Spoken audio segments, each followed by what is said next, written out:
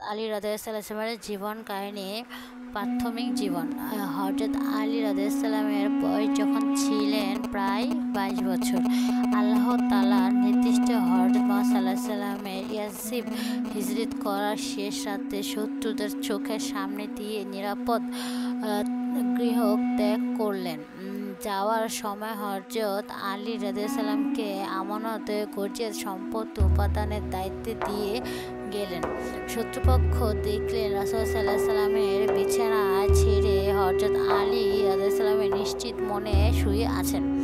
হিজরতের দ্বিতীয় বছরে হযরত আলী রাদিয়াল্লাহু প্রিয় কন্যা ফাতেমা রাদিয়াল্লাহুর সাথে আলী রাদিয়াল্লাহু বিয়ে সম্পন্ন হয়। বিয়ের সময় হযরত ফাতেমার বয়স ছিল তখন 14 বছর এবং আলীর বয়স ছিল 22 বছর।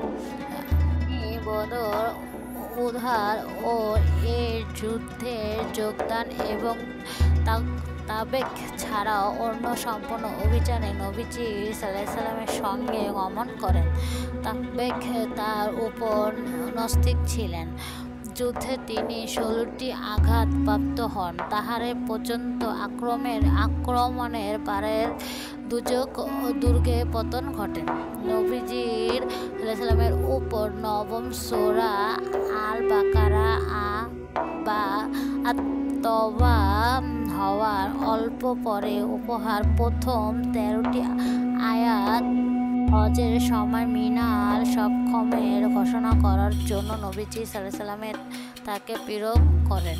দশম হিজরত মোতাবেক 631-632 সনে আলী রাদিয়াল্লাহু প্রচারী সফলে গমন করেন।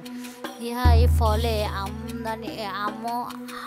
ময়দানে ইসলামে গ্রহণ করেন। ইলমের দরজা। নবীজি সাল্লাল্লাহু কোলে যিনি লালিত পালিত হয়েছিলেন, নবীজি সাল্লাল্লাহু মুখে যিনি কোরআন পাক শ্রবণ করেছিলেন, নবীজির কাছে যিনি কোরআন শিক্ষা লাভ করেছেন এবং বুঝেছেন, তাহার এলম সম্পর্কে আহার এলমের তুলনা করাই যেতে পারে। নবীজি সাল্লাল্লাহু ফরমাইলেন, আমি এলমের শহর এবং আলীর উপহার দরজা। কারণে সাহাবাদের মধ্যে হযরত আলী অন্য সাধারণ জ্ঞানের অধিকাংশ ছিলেন।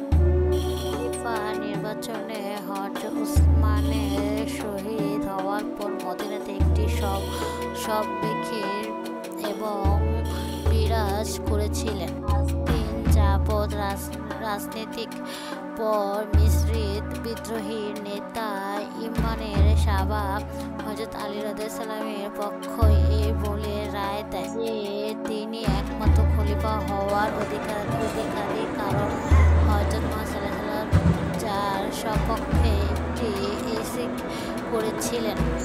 জুন 650 হযরত উসমান রাদিয়াল্লাহু মৃত্যু 6 দিন পর হযরত আলী মুহাম্মদ সাল্লাল্লাহু চতুর্থ খলিফা নির্বাচিত হন।